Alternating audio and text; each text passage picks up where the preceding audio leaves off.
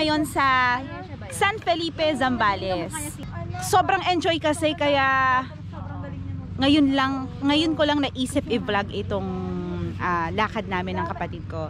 Hi! Hey, ito yung hipag ko. Beautyderm baby. Yung kapatid ko na inaya namin dito kasi alis na siya papuntang Qatar. Okay, this is my daughter. Yung pamangkin ko.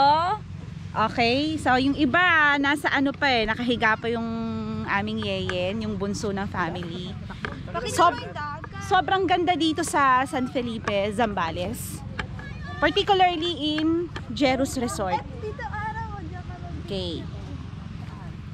Ayun, so sobrang enjoy kasi mga nakaraang araw kaya hindi na naisip mag-picture, mag-vlog, pero since today is our third day, dapat may maiwan kami na memories man lang na babalikan na nandito kami. Kasi actually first time namin isipan na mag-outing kasama ng kapatid ko. Pag tumatanda pala talaga, dapat niisip mo yung mas magandang relationship with your siblings. Tignan natin yung dagat.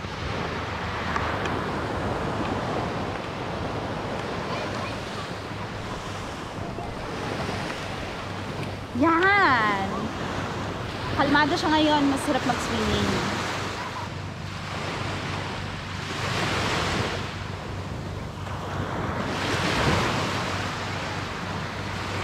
Yan, balak namin mag-swimming ngayon kasi mamaya before lunch aalis na kami.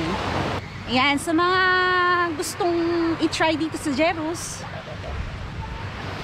pwede kayong mag-message sa akin.